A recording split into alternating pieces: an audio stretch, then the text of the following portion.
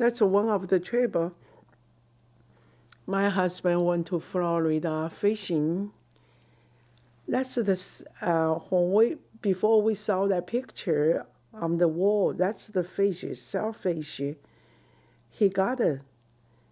When did he go down to Florida by himself? He didn't go. He went there with a friend.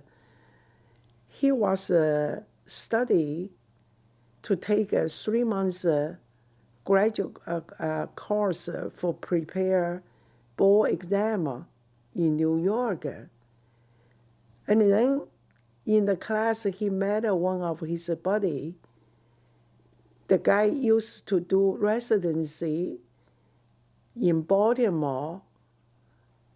The hospital, he was doing residency same time. But when he met him, and he married a wealthy widow, I think the wife was almost 20 years older than his friend. But she's very wealthy.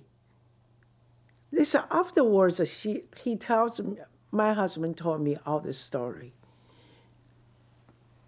And he said, my goodness, I didn't have any money. This guy has tons of money. And then we studied course together. So one weekend, he asked me, he said, Casey, I like to invite my wife and I like to invite you fly to Miami for a long weekend fishing trip. My husband, anyone ask him for fishing, hunting, he will put down everything. He said, okay, let's go.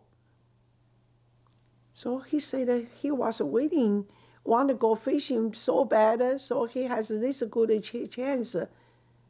He said, okay. Which weekend? That's a Labor Day holiday weekend. And that's the second month he was in New York. And we were planning, he's supposed to come home to visit, pay a visit to us in Chicago that long weekend. Then he changed his plan. He's going Miami fishing, but he didn't want to tell me. He knew I was upset, so he didn't want me to know what he was doing.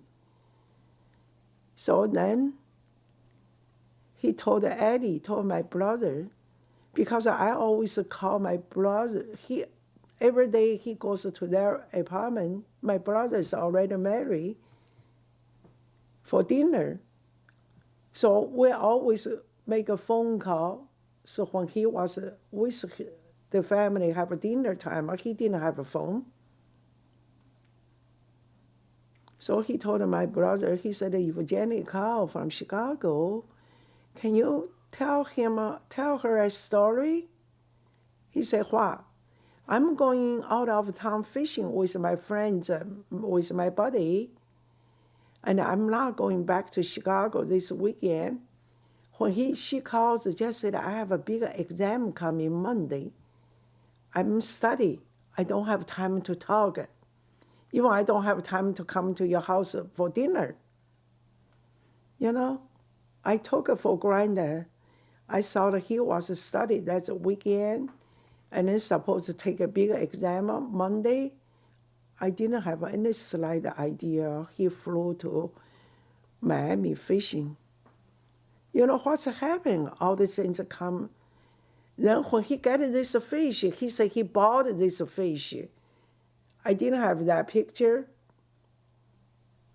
After he practiced medicine in Elgin, one day we received a letter from his friend. That's the one went to Miami fishing with him. And finally, he and his wife were divorced, and he never passed the board exam. Now he's broke. He asked my husband for $5,000 for that trip. I said, my God. All the mail come to his office. Part of them our nurse, office nurse will check the mail if it's related to the patient. If a personal letters, I open, I read. So I consulted with him. I said, what's happened? I said, which week you went down Miami fishing? Then he told me that, oh, I said, my God. I said, why you are doing all those things? You know, in the early 70s, $5,000, that's a lot of money. I said, why he asking you for 5,000?